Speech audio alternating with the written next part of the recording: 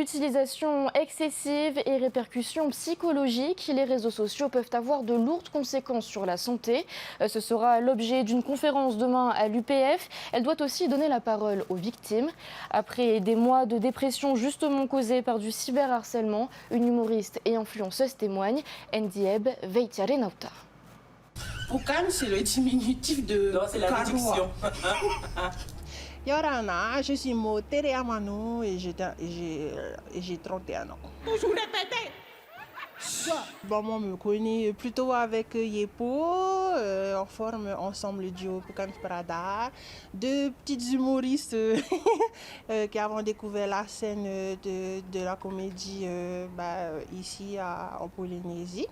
Ma chérie, il y a 2 minutes, on vient de le dire, on est à 3 temps. En 2020, j'ai décidé de me lancer sur les réseaux sociaux parce que j'ai trouvé que j'aimais beaucoup ça. Et c'est comme ça que je me suis lancée dans la création de contenu. C'était vraiment pas plaisir, quoi.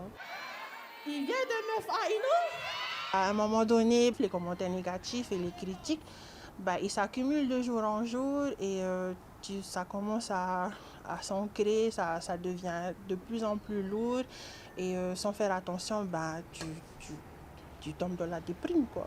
C'était vraiment méchant. Ça a été des commentaires sur le physique déjà. Ça, c'était la majorité.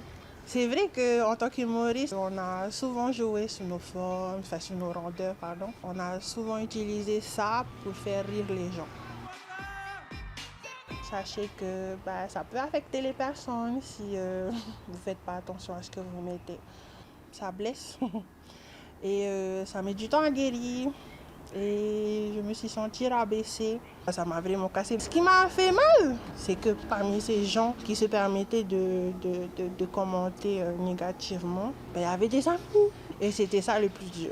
Qu'est-ce que j'ai fait pour que ils viennent à penser ça, à partager ça, alors que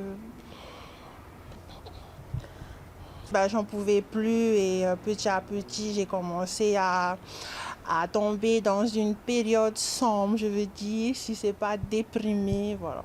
C'est quand ma maman m'a fait la remarque qu'il faut que tu arrêtes de faire ce que tu fais. J'ai dû faire un jeûne des réseaux sociaux et j'ai dû revoir mes priorités. J'ai dû me recentrer sur moi-même, c'est-à-dire me poser. Les jeunes, soyez humbles et bienveillants. Que vous soyez devant ou derrière le téléphone. Vous pouvez être de bons acteurs devant le téléphone, mais soyez aussi de bons acteurs derrière le téléphone. Du coup, pour que je puisse m'en sortir, j'avais ressenti le besoin de couper ses cheveux et de laisser justement tous ces mauvais souvenirs pour justement couper la mode avant et la mode d'aujourd'hui.